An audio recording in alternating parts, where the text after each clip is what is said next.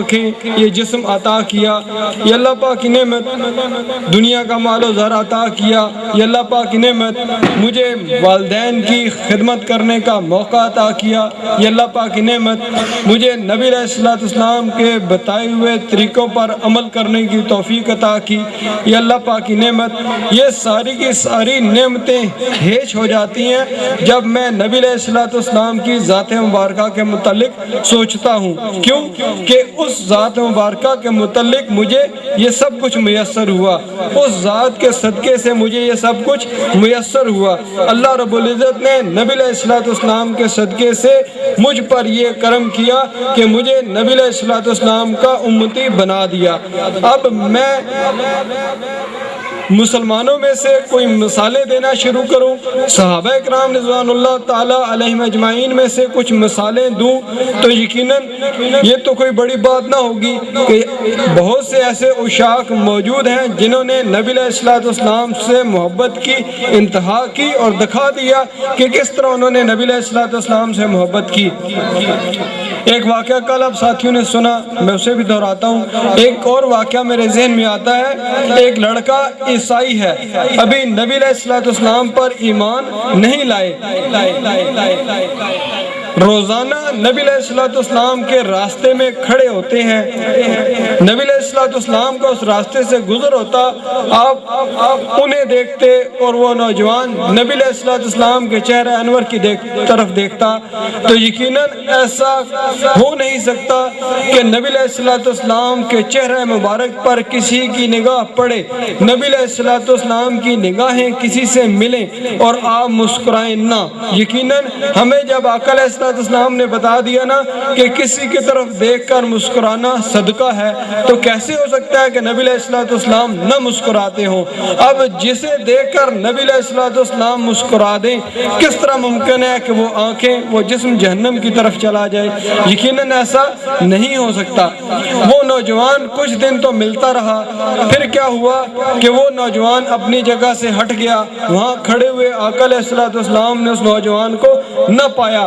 صحابہ کرام سے نبی علیہ السلام سوال کرتے ہیں کہ راستے میں ایک نوجوان کھڑا ہوتا تھا، وہ اب نظر نہیں آتا، کدھر گئے وہ نوجوان، وہ شخص کدھر گیا؟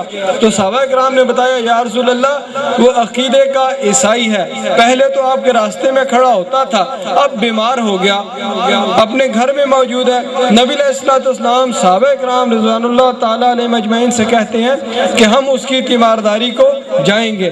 آپ جب ان کے گھر پہنچتے ہیں نا تو اس نوجوان کے والد بائبل کی تلاوت کر رہے ہیں۔ نبی علیہ السلام پوچھتے ہیں کہ کیا اس میں کہیں کوئی میرا ذکر موجود ہے؟ تو وہ شخص باپ وہ کہتے ہیں کہ نہیں، مجھے کہیں آپ کا ذکر نہیں ملا۔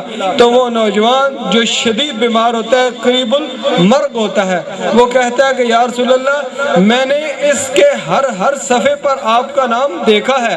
یہ میرے والد غلط کہتے ہیں، ایسا نہیں کہ مجھے ہر صفحے پہ آپ کا نام مبارک نظر آیا۔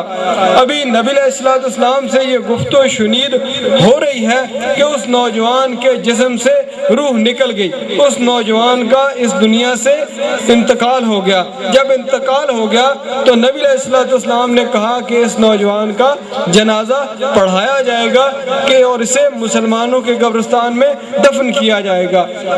صحابہ کرام نے حکم کی تعمیل کی، جنازہ ہو گیا، سارے معاملات سے فارغ ہو گئے تو صحابہ کرام سے نبی علیہ السلام نے سوال کیا کہ اس نوجوان کا معاملہ آپ کیا سمجھتے ہو کہ یہ جنت میں گئے یا دوزخ میں گئے؟ تو سوچنا یہ چاہیے کہ ابھی کلمہ نہیں پڑھا گیا، ابھی اسلام کا اعلان بھی نہیں کیا گیا۔